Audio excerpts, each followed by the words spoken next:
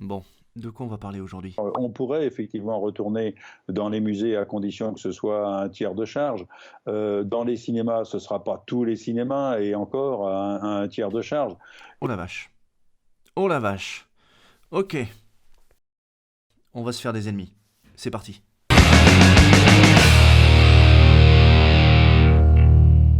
Bienvenue dans Off.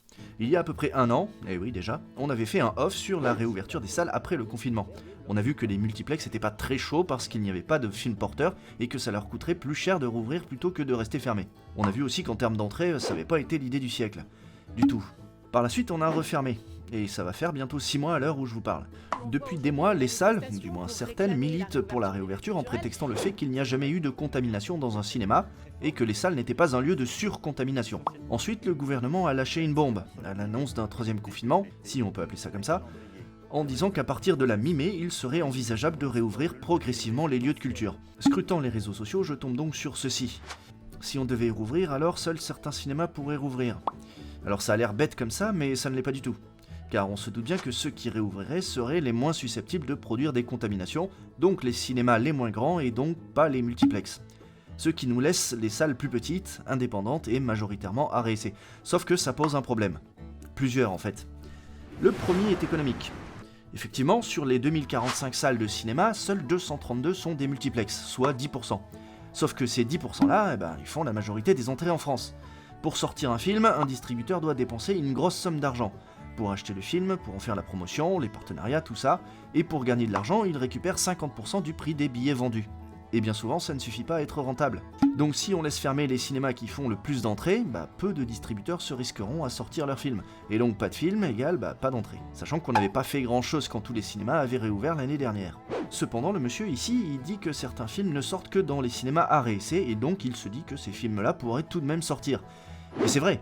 Mais on arrive sur le problème politique. Il le dit lui-même. Ces salles-là sont fréquentées par un public âgé. C'est d'ailleurs son argument principal en disant que ce public-là serait en grande partie vacciné et ne propagera pas le virus. Le film que ces salles passent intéresse le public âgé, mais s'ils sortent sans concurrence, le résultat sera le même car seul ce public ira les voir. Ce qui revient à dire qu'on réouvrirait techniquement les salles pour un public particulier, mais pas pour tous. La France s'est toujours fait un devoir politique de favoriser la diversité au cinéma et l'accès au cinéma pour tous. Cette décision-là n'irait pas dans ce sens, et cela tient au mot diversité. Le message nous indique que les films de la diversité sont les films peu représentés et qui passent surtout dans les cinémas à réessayer. Mais c'est faux. Tous les films qui sortent, du blockbuster qui tâche au film danois confidentiel, font partie de la diversité. Donc en ouvrant uniquement les salles à réessayer, en voulant favoriser la diversité, on se coupe en réalité d'une autre diversité. C'est un non-sens. Par ailleurs, il faut savoir que certains multiplex s'installent sur des zones en périphérie pour attirer le public alentour des grandes villes, alors que les salles plus petites sont majoritairement en centre-ville. Ouvrir les salles de centre-ville au détriment des multiplex en périphérie favoriserait en réalité un public, celui des villes, par rapport au public des périphéries qui ne se retrouverait dans un désert cinématographique. En ouvrant des salles de centre-ville qui ne diffusent que des films qui intéressent le public âgé, on ostracise une autre frange du public. Inconsciemment, on envoie le message que certains sont privilégiés par rapport à d'autres, et cela ne va pas non plus dans le sens du cinéma pour tous. Cela traduit un problème plus étendu dans la profession, et je vais sûrement me faire taper en disant ça. La rivalité entre cinémas commerciaux et cinéma à réessayer. Certains des exploitants de salles se sentent plus légitimes que d'autres, car ils diffusent des films de la diversité, à réessayer, bref, inconsciemment, des films de meilleure qualité que les films plus commerciaux. Tandis que les multiplex diffusent des films bourrins pour vendre du popcorn, faire un maximum d'entrées, en se fichant de la qualité de ce qu'ils diffusent. Ils font vachement d'entrées et plus d'argent que les cinémas à réessayer, et sont donc vus comme autant de Goliaths qu'il faudrait combattre à tout prix. Ouvrir les cinémas à réessayer avant les multiplex ferait alors partie de ce combat, en mettant en valeur la minorité face à la domination. Mais c'est un non-sens là aussi, parce que les publics sont différents, les usages sont différents. Ce n'est pas parce qu'un cinéma a une vocation commerciale qu'il est plus mauvais, et ce n'est pas parce qu'un cinéma a une vocation artistique qu'il est meilleur. Ils font des métiers un peu différents, mais il n'en reste pas moins des cinémas. On n'a pas le même maillot, mais on a la même passion. Et dans ce débat-là, on oublie le principal. On ne parle pas des films, ni de leur qualité. Un film a beau être de la diversité, ou labellé A/C, ça ne veut pas dire qu'il est bon. Et un blockbuster n'est pas forcément mauvais parce qu'il est commercial. Un film A/C fera toujours moins d'entrées qu'un film commercial, mais parce que c'est pas la même démarche à la base.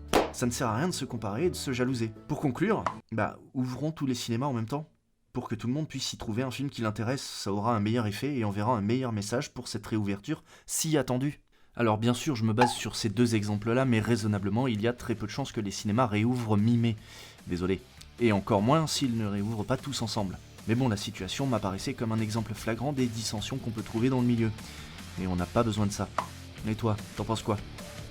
Oh, et pense à mettre un pouce bleu si ça t'a plu et à t'abonner si c'est pas déjà fait. Ça aidera au développement de la chaîne. En attendant, à la prochaine vidéo. Au revoir.